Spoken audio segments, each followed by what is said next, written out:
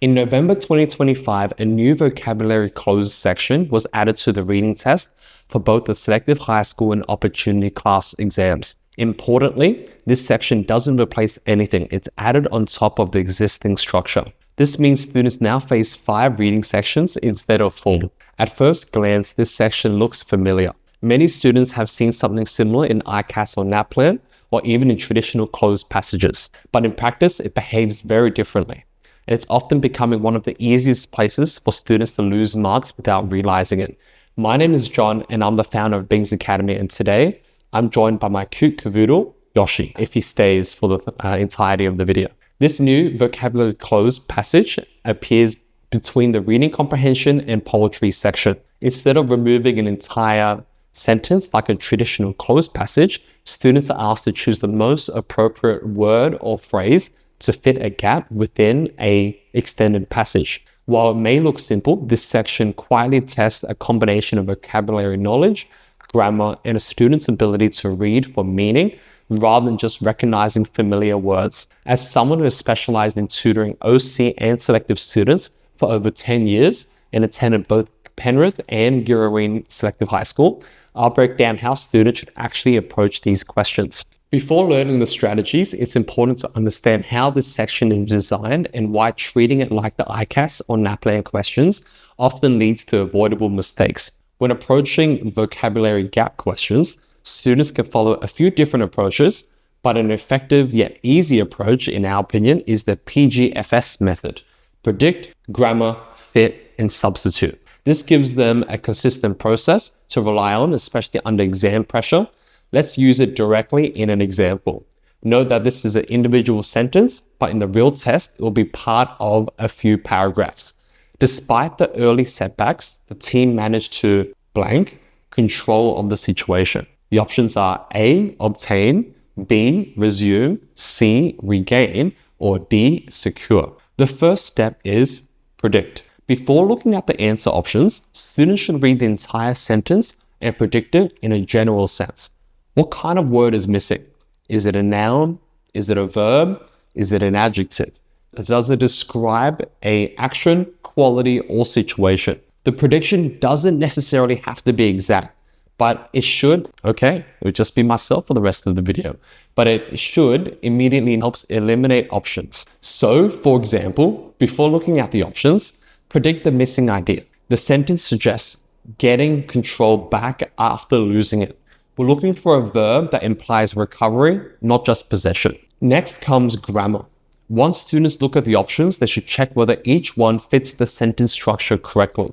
This includes verb tense, singular or plural form, and part of a speech. Very often, choices can be ruled out at this stage alone. A word that fails grammatically will be incorrect, regardless of how good it sounds. All 4 options are verbs and fit grammatically after managed to. So grammar alone doesn't eliminate anything in the example on the screen.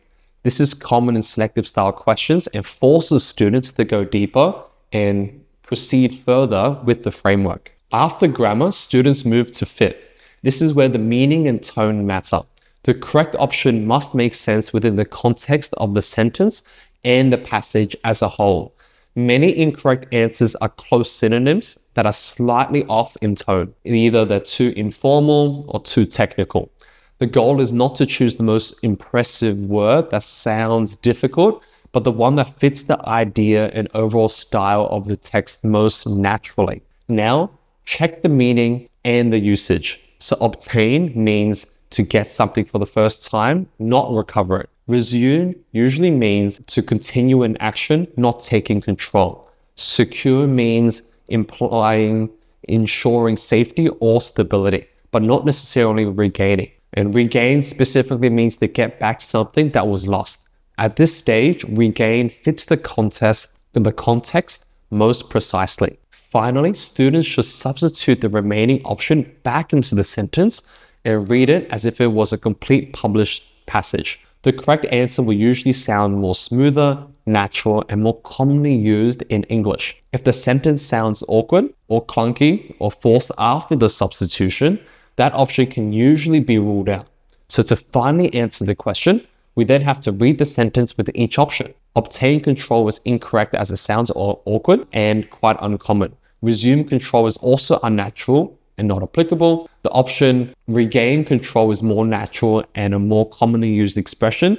And option D being secure control is possible but less precise. So option C with regain is still the most applicable answer when we use grammar check and the substitution check. Vocabulary gap questions become more challenging when the missing word is part of an idiom or figurative phrase. The PGFS method still applies, but students need to specifically be extra careful during the fit stage. This is especially the case for selective high school compared to OC, where there is nearly always one or two of these types of questions in this section. Students should first recognize when an idiom is likely involved.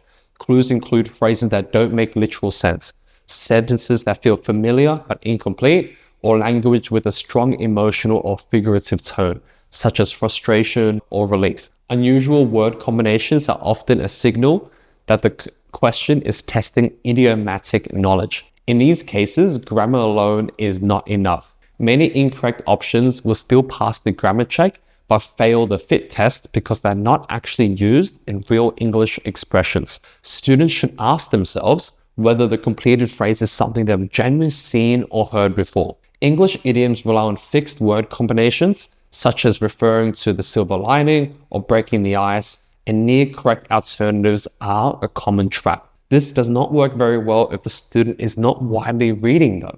So definitely read a broad range of books to get as much exposure, not just to the grammar and the tone of a word, but also to know whether it's an idiom or a figurative phrase. That extra added exposure will help you become and answer these questions more confidently as well. The final substitute check is especially important for these types of questions. Students should confirm that the idiom's meaning matches the message and emotional direction of the sentence. If the sentence expressed hope in a difficult situation, then the idiom must also convey optimism. If the tone is frustration or struggle, the idiom should reflect that meaning as well. Throughout the process, students should rely on context clues around the gap, pay close attention to verb tense and grammatical form, and always read the sentence as if it was part of a completed passage. When two options seem possible, the safer choice is usually the one that sounds more natural and more commonly used in academic or descriptive writing. Although the PGFS method is fantastic to help students remember to not skip steps, its effectiveness is directly influenced by the student's ability to apply it, and it's also aligned to their basics. If they are not able to know what the correct grammar or recognize it is an idiom in the first place, since they've never heard of it before, then chances are they're going to really struggle in answering this question. Personally, I believe this section was included, especially as there are 10 marks out of the 25 marks in writing associated with spelling, grammar, and sentence structure as part of the selective school marking criteria. I feel like the vocabulary cloze section in the reading exam also mimics and assesses these areas directly too, as they want students to have strong English foundations. This ultimately means strong students can still drop marks in this section if they rush or have shaky basics or foundations. If you want extra practice with this exactly new format, we're running the Selective 2026 Horizon program, which is a free 10-week program for Year 6 students preparing for the selective school exam this year. Students complete all 4 sections each week, get their scores straight away, and can see how they're tracking over time. It runs from the 6th of February to the 11th of April 2026, and it's really for students who are committed to do it for the entire 10 weeks. There is an optional Horizon Plus option if families want access to the full detailed writing feedback or the questions as well. But the main program itself is completely free. This is specifically for Year 6 students going into Year 7, and we may look at an OC version in the future if there's enough interest, so let us know down in the comments below. But there's more information on joining the program in the description below too. To summarize, vocabulary cloze passage is not testing whether a student knows big words. It's testing whether they can read precisely, understand grammar, and choose language that actually fits the meaning and tone. This is where many strong readers lose marks because they don't know the word but because they skip steps to rely on instinct. Using a consistent process like PGFS, predict, grammar, fit, and substitute, helps slow thinking down and reduce careless errors under pressure.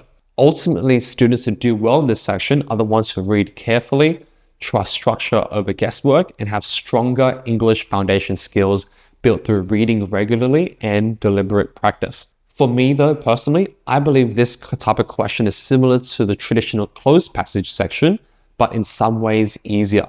But for certain students, they're gonna struggle more because there's less strategies and techniques you can use to solve these questions. And it's really just about testing and assessing your basics. But ultimately, make sure to treat this section seriously, practice it properly, and make sure it's one of the most controllable parts of the reading exam, as there's no hidden weaknesses in that regard. Let me know if you like this video. If you disagree or agree with anything that I've mentioned below, put it down in the comments below, and I'll see you in the next video. Take care.